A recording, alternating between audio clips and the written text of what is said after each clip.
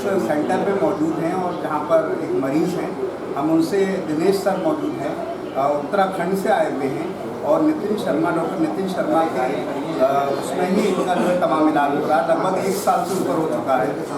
किस तरह के उनके एक्सपीरियंस है नितिन शर्मा सर का, आगे से थोड़ा सा अगर हम लिया जाए तो थोड़ा सा मैं जानना चाहूँ। नितिन शर्मा सर का 1 साल से इलाज करा रहे हैं, उनकी सुविधाओं से उनकी बातचीत से खुश हैं आप? जी अच्छा अच्छा। और इनका जो डायरेक्शन है, ट्रीटमेंट जो भी हो रहा है वो सही हो रहा है। अच्छा, बाकी यहाँ के जो स्टाफ और जो सुविधाएं आपको मिली उससे भी खुश हैं? अच्छा अच्छा। अभी डायलिसिस हो रहा है? अच्छा। तो हमारे साथ के चरण जी जो कि उत्तराखंड से आए हुए हैं, यहाँ दिनेश जी हैं जो कि उत्तराखंड से आए हुए हैं और उनका यहाँ पर इलाज हो रहा है। और नितिन शर्मा, जो डॉक्टर नितिन शर्मा जो कि नेफ्रो के हैं, गुर्दा रोग विशेषज्ञ हैं, उनके अंडर में जो है लगभग 1 साल से इलाज हो रहा है। हमने तमाम मरीजों से भी और भी बात की और भी सिलसिले को आगे बढ़ाएंगे और भी लोगों से बातचीत। नमस्कार, अटल न्यूज़ में आपका स्वागत है और मैं आपसे मुखातिब हूँ समीर अब्बास। जहाँ रहेगा वहीं रोशनी लुटाएगा, किसी चिराग का अपना मुका नहीं होता। प्रोफेसर वसीम बरेलवी का ये शेर है और इसी बरेली की सरजमीन से निकलकर डॉक्टर नितिन शर्मा ने तमाम मुकाम हासिल किए। हम उनसे तमाम विषय पर भी बात करेंगे। वो गुर्दा रोग विशेषज्ञ के तौर पर लगातार काम कर रहे हैं। मधुमेह हो गया यानी डायबिटीज़ हो गया, बीपी हो गया, इन तमाम विषयों पर भी बात करेंगे। अहम बात यह है, तकरीबन उन्होंने 7 से 8 साल WHO जैसी बड़ी संस्थान में काम किया और बरेली की नुमाइंदगी की। साथ ही सिंगापुर में भी उन्होंने एक अस्पताल एक ऐसा था जहाँ पर निर्भया का इलाज हुआ, वहाँ पर भी उन्होंने अपनी सेवाएं दी। और उसके बाद करीब कुल मिलाकर हम देखें तो उनका करीब 8 साल का एक्सपीरियंस है। विनायक अस्पताल में इस वक्त वो सेवाएं दे रहे हैं।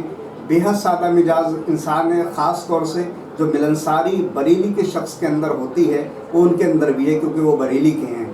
हम उससे तमाम विषयों पर बात करेंगे। साथ ही थर्ड वेव को लेकर भी जो आहट सुनाई दे रही है उसके बारे में भी जानेंगे। एक उर्दू के, क्योंकि आप बरेली से हैं, उर्दू में ये बोलूँ मैं कि तारुफ जो है इंट्रोडक्शन में मैंने आपका दिया है। इंट्रोडक्शन तो बहुत कुछ हो सकता है, अगर मैं शुरू करूँगा तो लंबा अरसा गुजर जाएगा। अगर कुछ इजाफा आप करना चाहते हैं इन बातों के अलावा तो कर सकते हैं, उसके बाद हम विषय पर आए। देखिए, मैं जैसा कि समीर भाई ने हमारे लिए कहा, मेरा तारुफ तो इतना ज़्यादा बड़ा कर दिया कि मैं अपने आप को सोच रहा हूँ कि आगे कैसे क्या बोलूँ। लेकिन मैं अगर सरल भाषा में कहूँ तो यहाँ बरेली के अंदर जो परिस्थिति बनी हुई थी, बरेली के अंदर के चिकित्सकों की, खासकर की मल्टी स्पेशलिटी के चिकित्सकों की कमी थी। उस कमी को पूरा करने की एक कोशिश है, एक प्रयास है कि भाई यहाँ पे लगा हुआ हूँ, काम कर रहा हूँ। अक्सर देखा जाता है कि गरीब पेशेंट की कोई नहीं सुन पाता है। कई बार महंगी दवाई के चक्कर में या अच्छा इलाज कम पैसों में मिल जाए, ऐसी प्रक्रिया नहीं हो पाती है, नहीं किसी को मौजूदा स्थिति में मिल पाता है। फिर दूसरा, कोरोना के कारण से तमाम चिकित्सक जो होते हैं वो भी उपलब्धता कम हो पा रही थी। ऐसे में मैंने कोशिश ये करी है कि एक छोटा सा प्रयास करा कि भाई कोविड के पेशेंट्स को, चाहे वो ऑनलाइन के माध्यम से चाहे ऑफलाइन के माध्यम से, सामने रूबरू होकर, क्योंकि मरीज़ को सबसे ज़्यादा ज़रूरत होती है कि डॉक्टर अपनी तरफ से मरीज़ को एक एहसास करा सके, एक विश्वास करा सके कि आप ठीक हो सकते हैं। अगर कोई ऐसी बीमारी है गुर्दे से संबंधित, क्योंकि गुर्दे के संबंधित कई लोगों के बारे में भ्रांतियाँ हैं, कई कन्फ्यूजन रहता है कि भाई एक बार डायलिसिस शुरू हो गई तो फिर ज़िंदगी भर चलती है, लेकिन ऐसा नहीं है। वो कई कारणों से होता है। कई गुर्दे के रोगी ऐसे होते हैं जिनको कभी मान लीजिए डायरिया हुआ, शरीर से पानी का अचानक से बहुत ज़्यादा पानी कम हो गया शरीर में, तो गुर्दा काम करना बंद कर देता है। इस बारे में भ्रांति होती है। उनको कुछ दिनों की डायलिसिस की शायद आवश्यकता पड़ती है, लेकिन उसके बाद उनका जीवन जैसे कि साधारण जीवन होता है वैसे जीवन चल जाता है। वो अपने सारे कार्य बिना किसी मुश्किलात के काम करते रहते हैं। तो ऐसी चीज़ें मैंने देखी हैं समीर भाई। और उसके साथ में मैंने ये देखा है कि मरीज़ों के बीच में ये जो कन्फ्यूजन स्टेट रहती है कि भाई हमारे चाचा ने या ताऊ के बेटे के भाई ने, किसी ने कराया था, अपने डायलिसिस कराया था, उनका जीवन बचा नहीं। देखिए, ये जीवन के अंतिम क्षणों को बचाने की ही कोशिश होती है। कई बार सारे प्रयास सार्थक नहीं हो पाते, सारे प्रयास हम करते हैं लेकिन वो किसी उसमें नहीं पहुंच पाते। एक उसके बाद अंतिम पड़ाव में हम लोग डायलिसिस करते हैं और डायलिसिस से कई बार मरीज़ वापस भी हो जाते हैं। ऐसा नहीं है कि डायलिसिस से मृत्यु ही होगी, डायलिसिस एक प्रक्रिया है। जिस प्रकार लोगों को चश्मे की आवश्यकता होती है नज़रों के लिए, और अगर नज़र का चश्मा ना लगाएं तो उनको धुंधला दिखता है, इस तरीके से डायलिसिस को भी लिया जाना चाहिए। परंतु यार पता क्यों कारण क्या है, लेकिन लोगों में, आम लोगों में ये धारणा बनी हुई है कि ऐसा नहीं हो पाता है। डायलिसिस शुरू हुई मतलब डायलिसिस जीवन भर चलनी है, ऐसा नहीं है। सभी मरीजों के लिए ये चीज़ एक जैसी नहीं रहेगी। जी मैं अब थोड़ा सा विषय पर आता हूँ। जो आपका एक्सपीरियंस WHO का रहा, इसके अलावा आपने मलेशिया में भी एक अस्पताल के अंदर काम किया, मैं चाहता हूँ उसको थोड़ा सा साझा करें बरेली की आवाम और जनता के लिए, और ख़ास तौर से पश्चिमी उत्तर प्रदेश में।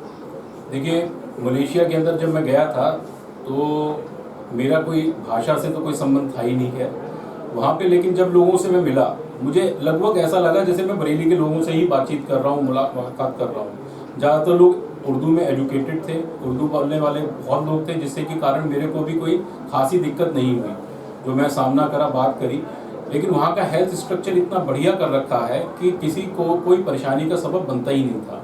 वहाँ पे लोगों को, अगर हम गरीब से गरीब आदमी को देखें तो उसके पास हेल्थ कार्ड था। हेल्थ कार्ड की वजह से उनको जो तमाम मूलभूत सुविधाएं की ज़रूरत होती है, जैसे मान लीजिए अगर बुखार भी आया है तो उसको किसी प्राइवेट अस्पताल में जाने की ज़रूरत नहीं पड़ती, सीधे सरकारी अस्पताल में जाता है, दवाइयाँ लेता है, और बिल्कुल वो एक्यूरेट दवाइयाँ आपको देंगे जो कि इम्पोर्ट की हुई दवाइयाँ होती हैं, वो भी यूरोपीय मुल्कों से या दीगर मुल्क जो और मुल्क हैं उनके मुल्कों से ली गई होती है। हमारे खित्ते में हम लोग देखते हैं, पश्चिमी उत्तर प्रदेश के खासकर इस खित्ते में हमने देखा है कि कई लोग बेचारे केवल दवाइयों को बोझ के कारण दवाइयाँ भी नहीं ले पाते हैं। आर्थिक बोझ तो है ही है, और फिर क्योंकि कोरोना काल चला है तो कोरोना में कई लोगों के तो नौकरियां जा चुकी हैं, पैसा है नहीं, आमद कोई है नहीं, तो ऐसे में अगर कोई बीमारी लग जाती है तो लोगों को बड़ा परेशानी का सबब बनता है। तो उसमें ऐसे मॉडल को, जो मलेशिया का मॉडल था, वो बहुत अच्छा कारगर काम हुआ। WHO केवल एक सपोर्टिव भूमिका में था। वहाँ पर हम लोग गए थे ऑब्जर्वेशन के लिए कि भाई यहाँ पर यहाँ की जो फैसिलिटीज़ हैं हम उसको इम्प्लीमेंट और देशों में कैसे कर सकते हैं। मेरी वहाँ पे मलेशिया के अंदर सिंगापुर जनरल हॉस्पिटल के अंदर इन तरीके के वहाँ के जो विश्व स्तरीय डॉक्टर्स हैं उनके साथ मेरी बैठकें भी हुई, कई चीज़ों पे बातचीत हुई, बात रखी भी गई कि भाई कैसे इस चीज़ को हम और इन्हेंस कर सकते हैं। वो एक्सपीरियंस मेरे लिए एक लाइफ टाइम अचीवमेंट कह सकते हैं वो था, जिसको मैं यहाँ बरेली में भी इम्प्लीमेंट करने की कोशिश कर रहा हूँ। अहम सवाल, मैं थोड़ा विषय की तरफ और आगे बढ़ता हूँ। हम डायबिटीज़ की बात करते हैं, अगर दुनिया का हम रेशो उठाते हैं, आंकड़े उठाते हैं, तो हर दूसरे शख्स में इस टाइम, और हिंदुस्तान में हर चौथे शख्स में डायबिटीज़ की परेशानी का सामना आ रहा है। उससे फिर किडनी की प्रॉब्लम क्रिएट हो जाती है। तो किस तरह से देखते हैं, क्या सुझाव देना चाहेंगे? देखिए, हमारा सबसे पहली चीज़ है जो है खान पान। यहाँ पे अगर आप देखें तो हर तीसरे शख्स में, आपकी बात दुरुस्त है, हर तीसरे शख्स में आजकल डायबिटीज़ यानी मधुमेह का रोग मिल रहा है। हम लोग कभी भी देखते हैं तो हम लोगों को अचानक से कमज़ोरी लगने लगती है, शरीर में पसीना बहुत आने लगता है, भूख भी बहुत लगती है और पेशाब भी कई बार जाना पड़ जाता है। हम लोग उस चीज़ को नज़रअंदाज कर देते हैं, खासकर कोविड के बाद। कोविड में आज हम लोगों ने जो ट्रीटमेंट लिया उसमें कई बार डॉक्टरों ने स्टेरॉइड्स दिए। उस स्टेरॉइड इंड्यूस भी कई लोगों को डायबिटीज़ हुई है, और उस डायबिटीज़ के कारण लोगों को पता नहीं चल पाया, लेकिन शारीरिक कमज़ोरी बनी रही है। लोग उसको पोस्ट कोविड वीकनेस के लेकर के चल रहे हैं, लेकिन ऐसा नहीं है। कई लोग उसके कारण से मधुमेह से भी पीड़ित हुए हैं। तो मेरा कहना है, पहले तो खान पान, हम अत्यधिक मीठे का प्रयोग ना करें, एक नॉर्मल डाइट लें। दूसरा, बाज़ार के जो चीज़ें हैं जैसे पिज़्ज़ा है, बर्गर है, चाउमीन है, इनमें पड़ने वाले पदार्थ जो हैं वो भारतीयों के व्यंजनों के अधीन नहीं है, मतलब उनके अनुरूप नहीं है, हम कह सकते हैं, क्योंकि वो हमारी नॉर्मल डाइट नहीं रही है। हम नॉर्मल डाइट में दाल चावल रोटी सब्जी या ज़्यादा से ज़्यादा खिचड़ी लेना पसंद करते हैं। सलाद हमारे यहाँ आज से नहीं, बहुत आदिकाल से चला आ रहा है, वो हम लोगों ने लेना बंद कर दिया था, जो कि आज हम लोगों को उसके बाद दोबारा से लेना शुरू करना पड़ रहा है। दूसरी चीज़ है कि हम लोग हाई कार्बोहाइड्रेट डाइट लेते हैं, लेकिन हमारा लाइफ स्टाइल उस हिसाब का नहीं है। हमको हाई प्रोटीन डाइट की ज़्यादा आवश्यकता रहती है बनस्पत इसके कि हम हाई कार्बोहाइड्रेट डाइट लेंगे। तो अगर हम सही डाइट लेंगे, सही मायने में डाइट लेंगे, तो वो ज़्यादा बेहतर होगा। जी, मैं एक और अहम सवाल, हमारी आजकल की जो ज़िंदगी बड़ी भाग दौड़ रही है, जिससे कहीं ना कहीं बीपी की शिकायत बढ़ रही है। पहले ये माना जाता था कि 40 साल से जब ऊपर शख्स पहुंच जाता है तो बीपी की शिकायत ज़्यादा बढ़ती है, ब्लड प्रेशर की। लेकिन अब हम देख रहे हैं नौजवानों में भी ये शिकायत सामने आ रही है। क्या वजह मानते हैं और किस तरह का जो इलाज है वो मुहैया कराया जाए? देखिए सर, सबसे बड़ा जो कारण है वो आज के टाइम में है work from home. Sedentary lifestyle है। हम लोग अपने बिस्तर से उठ के ऑफिस के लिए तैयार होते हैं और ऑफिस में हमारा घर ही में ऑफिस होता है। हम लोगों का मूवमेंट बॉडी का बहुत रेस्ट्रिक्टेड रहता है। हम लोग ज़्यादा चला फिरी तो करते नहीं, टहलना भी बहुत कम हो गया आज के टाइम में। दूसरी कारण ये है कि हम लोगों का खान पान उतना ज़्यादा बढ़ता चला गया है। उसके कारण से दो नुकसान हुए हैं। पहली चीज़ जो डिप्रेशन, क्योंकि हम बाहर नहीं जा सकते, किसी से मेल मिलाप हो नहीं पा रहा है, सब लोग अपने घरों में कैद रहते हैं। और मिलनसार व्यक्ति होगा या सोशल व्यक्ति होगा तो थोड़ा बहुत बाहर निकलेगा भी, वो सोशल गैदरिंग्स अब ख़त्म ही हो गई है, बल्कि नगण्य ही है अगर देखा जाए तो अगर हम लोग अपने लाइफ स्टाइल को चेंज करें, एक्सरसाइज एक इम्पॉर्टेंट एस्पेक्ट है। अगर एक्सरसाइज नहीं कर सकते तो कम से कम उस एक्सरसाइज को, जो ट्रेडिशनल एक्सरसाइजेज हैं जैसे कि योगा है, वो करें। इतना कर ले तो उससे ही हमारा स्ट्रेस फ्री लाइफ होगी, क्योंकि ये बेसिकली स्ट्रेस डिसऑर्डर है। अगर आपका स्ट्रेस ठीक रहेगा, आपका स्ट्रेस लेवल लो रहेगा, तो आपको ब्लड प्रेशर की भी शिकायत नहीं होगी। दूसरा कारण ब्लड प्रेशर बढ़ने का आनुवांशिक होता है, जेनेटिक्स। मतलब आपके पिताजी को था, माताजी को, या फिर आपके फैमिली में किसी को रहा है, वो चीज़ आप में भी ट्रांसफ़र हुई है। तीसरा कारण है जो हम लोग आजकल आप देखते होंगे कि सिगरेट स्मोकिंग है, या पान चबाना, या कि गुटखा और ये सारी जो सामग्री हैं तमाम, इनके कारणों से होता है। अगर हम इसको रेस्ट्रिक्ट कर दें तो बेहतर रहेगा, क्योंकि ये ब्लड प्रेशर को बहुत तेज़ी से ब्लड प्रेशर को शूट करता है।